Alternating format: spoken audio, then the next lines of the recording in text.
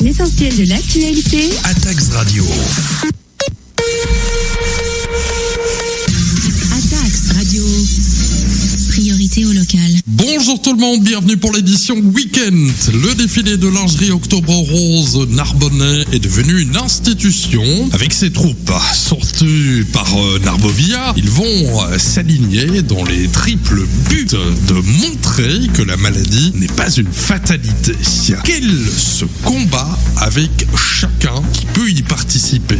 Rendez-vous ce dimanche 6 octobre du côté de Narbovia. Du côté de Narbonne, il y aura 2 conférences d'histoire de l'art. À quelques jours d'intervalle, on vous en parle. Pour les passionnés d'art, le lundi 7 octobre, Patrick Dubreuil évoquera Matisse, tandis que le mercredi 9, Émilie Nadal dévoilera les secrets du chef-d'œuvre pontifical de Pierre de Jugy. Parlons d'énergie renouvelable. Le forum des solutions pour la transition écologique du département, un atelier, a été dédié aux zones d'accélération des énergies renouvelables. En effet, le département a été sur une question cruciale, l'alimentation du futur, et a repensé face au changement climatique. C'était bien sûr le thème de ce forum Accélère.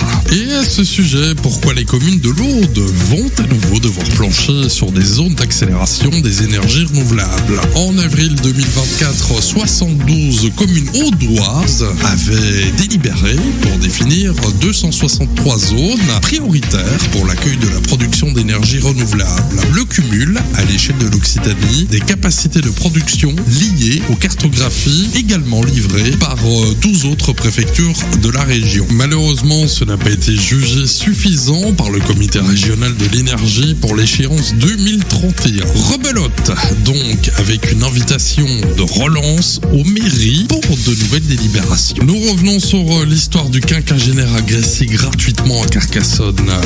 L'individu qui l'avait agressé a été placé sous contrôle judiciaire. L'auteur sera jugé ultérieurement devant le tribunal. Pour rappel, le 30 septembre, un homme de 58 ans avait été agressé par un inconnu alors qu'il marchait tranquillement dans la rue de la mairie à Carcassonne. La victime a été hospitalisée à Toulouse. La justice est actuellement dans l'attente d'une ITT définitive qui a été fixée à 7 jours pour l'instant. Et nous revenons aussi sur cette macabre découverte du côté de Leucate. Les corps des sœurs jumelles identifiées. Le mystère autour de leur mort reste entier. Pour rappel, le vendredi 27 septembre, 2 corps en état de décomposition ont été retrouvés dans une maison à Leucate. Il s'agissait, selon les informations de nos confrères de l'Indépendant, des sœurs jumelles âgées de 55. Les investigations de ces prochains jours doivent permettre de comprendre les raisons de la mort de ces 2 femmes. En mai dernier, les voisins se posaient des questions, des rats grattaient à la porte, la voiture ne bougeait pas. Dans le quartier où résidait l'une d'elles, les voisins sont sous le choc. Dans l'actualité de la semaine aussi, revenons sur cette Carcassonnaise qui voulait prendre l'avion avec 28 040 € en liquide sans les avoir déclarés afin d'acheter un appartement au Maroc. Ce mercredi 2 octobre 2024, une Carcassonnaise de 59 ans a été jugée devant le tribunal correctionnel pour répondre de la non-justification des ressources par une personne en relation habituelle avec l'auteur d'un délit de trafic de stupéfiants, ainsi que de transférer de l'argent non déclaré en liquide d'un montant d'au moins 10 000 €. Les faits remontent le 10 juillet 2022 à Blagnac. Malgré une enquête des douanes minutieuse, les douanes n'ont pas permis de révéler l'origine des fonds qui pour eux venaient du trafic de stupéfiants. Dans cette procédure, la procédure avait fait un lien aussi avec l'activité de l'un de ses enfants, un lycéen de 18 ans, qui serait impliqué dans un trafic de stupéfiants. Cette semaine aussi, les grands buffets deviennent la vitrine mondiale de la cuisine d'Auguste Escoffier. À l'espace Liberté de Narbonne, une présentation s'est faite avec une signature d'une convention avec la fondation Auguste Escoffier, le fondateur Louis Privat et le chef de cuisine du Grand Buffet marque un tournant dans l'histoire du restaurant au début d'un autre changement. Comment dessaler l'eau de mer? Découvrez le documentaire de la Narbonne narbonnaise Alice Roy qui sera en conférence du côté de Grouissant. Ça sera, je vous rappelle, ce samedi 5 octobre à 18h à la Maison de la Méditerranée de Grouissant. Et ça sera suivi par un débat qui sera diffusé en direct le soir même à 22h sur Arte. L'eau est indispensable à la vie. Elle façonne nos sociétés, notre quotidien et notre avenir. Mais plus que jamais, elle est une préoccupation majeure pour l'humanité.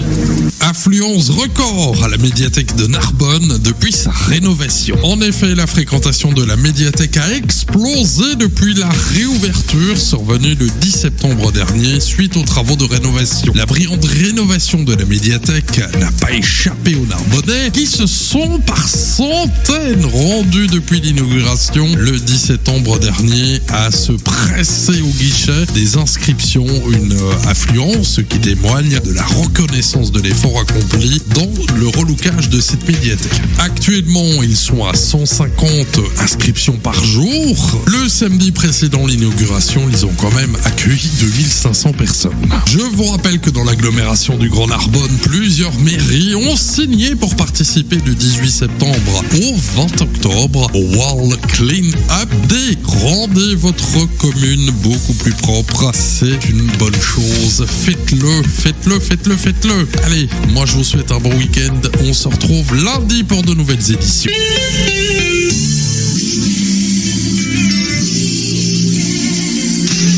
Atax Radio.